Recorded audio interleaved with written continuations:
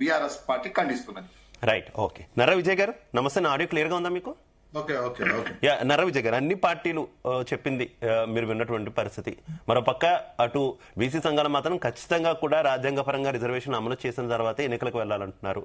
కోర్టుల్లో కూడా ఈ ఎన్నికల అంశం ఉంది. అటు ఎన్నికలు జరగకపోతే గ్రామాలు కూడా చాలా వరకు నష్టపోయేటటువంటి అవకాశం కనిపిస్తుంది, అభివృద్ధి కుంటుపడేటటువంటి అవకాశం ఉంది. ఈ సమయంలో కాంగ్రెస్ సర్కార్ తీసుకున్నటువంటి ఈ నిర్ణయం సరైందేనా?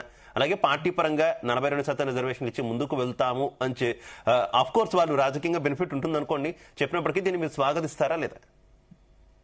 పార్టీ పరంగా రిజర్వేషన్స్ అనేది కొత్తగా ఏం కాదండి. 42% పోయినసారి ఎలక్షన్లే అన్ని పార్టీలు ఇచ్చినాయి, ఒక కాంగ్రెస్ పార్టీ కాదు, అన్ని పార్టీలు 52% దాటిపోయినాయి, అన్ని ఇచ్చేసినటువంటి అంశం. అది పెద్ద పార్టీ పరంగా కొత్తగా ఇస్తున్నటువంటి, ఇంకా ఇన్నాళ్ళు ఇవ్వలేదా అనే క్వశ్చన్ కూడా వస్తుంది. ఇంకా అది ఆల్రెడీ పార్టీల పరంగా న్యాచురల్ గానే 50% దాటి ఉంటున్నటువంటి ఉన్నది. ఇక్కడ ఏంటి క్వశ్చన్ ఏంటంటే, రాజ్యాంగబద్ధంగా మేము చట్ట ప్రకారము 42% ఇస్తామని ఎన్నికల సమయంలో కాంగ్రెస్ పార్టీ అంటే 60 సంవత్సరాలు పరిపాలించిన అత్యంత అనుభవం ఉన్నటువంటి పార్టీ చెప్పినటువంటిది.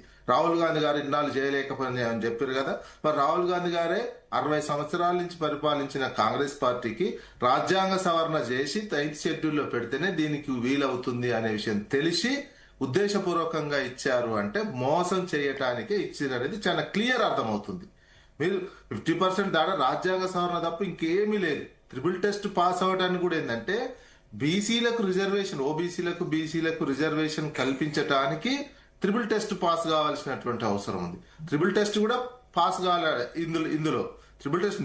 ఈ రోజు కూడా నిన్న కూడా సుప్రీంకోర్టు మహారాష్ట్ర స్థానిక సంస్థల ఎన్నికల విషయంలో మీరు ట్రిపుల్ టెస్ట్ చేయలేదు, మీరు ఇవ్వాలంటే ఎన్నికలు రద్దు చేస్తాం, రేపు శుక్రవారం నామినేషన్ స్టార్ట్ అవుతున్నది మహారాష్ట్ర స్థానిక సంస్థలు, వాటిని రద్దు చేస్తామని కూడా చెప్పినటువంటిది.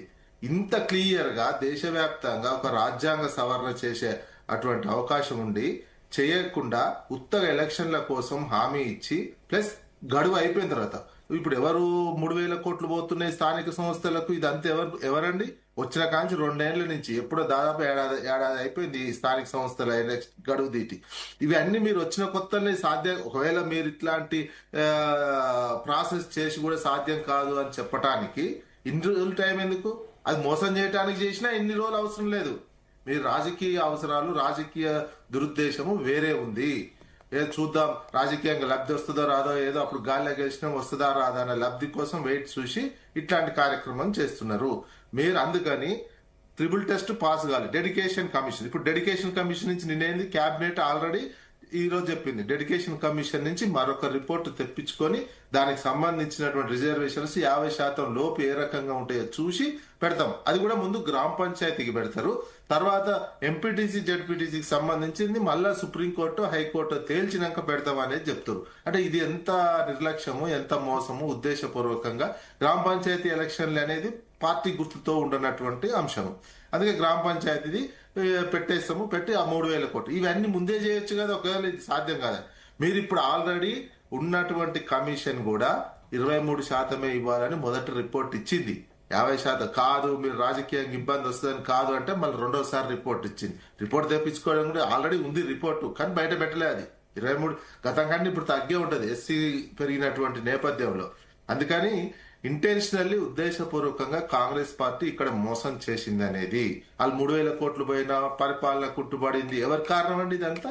కాంగ్రెస్ పార్టీగా. ఎవరు? గ్రామీణ పారిశుద్ధ్యం లేకపోవడము, క్లీనింగ్ లేకపోవడం, గ్రామ పంచాయతీల్లో డబ్బులు ఎవరు కారణం? ఈ 2 ఏళ్ల నుంచి ఉన్నటువంటి మోసం చేసి ఇన్నాళ్ళు చేసి ఇప్పుడు కుంటుపడుతుందంటే దానికి బాధ్యత కాంగ్రెస్ పార్టీ ప్రభుత్వమే బాధ్యత వహించాల్సినటువంటి అవసరం ఉంటుంది. ఇప్పుడు కేంద్ర ప్రభుత్వం కేంద్రం చేయాలనేది తెలుసు. కేంద్రం ఇప్పుడు ఏం చెప్తుంది?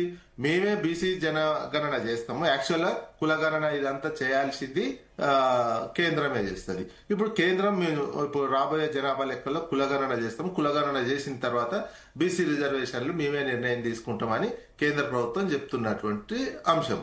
ఇంకా అది చెప్పిన తర్వాత కూడా మీరు డెడికేషన్ కమిషన్ అని ఇవన్నీ మోసం చేసేటువంటి ఉద్దేశంతో ఈ రకమైనటువంటి నిర్ణయం ఇందాక సాగదీసి మోసం చేసినటువంటిదే తెలిసిపోతుంది. ఇప్పటికైనా అది సాధ్యం కాదని మీరు ఎట్లా రాహుల్ గాంధీ తప్పైందని గతంలో మేము చేయాల్సి ఉండే చేయలేదని చెప్పినాం కదా, ఈ పని కూడా మొదలే చేస్తే అయిపోతుంది. ఇప్పుడు కూడా మేము చేయలేమని ముందు మేము ఉత్తత హామీ ఇచ్చినాము, మోసపూరితమైనటువంటి హామీ ఇచ్చినాం అని చెప్పి ఎలక్షన్లకు పోతే అదో తీరు ఉంటుంది. పార్టీ పరంగా అన్ని పార్టీలు ఇచ్చేసినాయి. పోయిన స్థానిక సంస్థల ఎన్నికలనే 50% దాటి ఉన్నారు. జిహెచ్ఎంసీలో మొత్తం చూస్తే అందరు కలిసి 70% దాకా ఉన్నారు.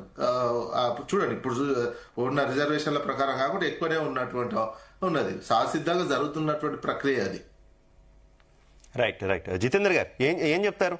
ఇటు విజయ్ గారు కావచ్చు, రామోత్ గారు కావచ్చు, మనకి వెంకటరెడ్డి గారు కావచ్చు, చాలా అంశాలను ప్రస్తావించారు. అందరి వేలు మీ వైపే చూపిస్తున్నటువంటి పరిస్థితి.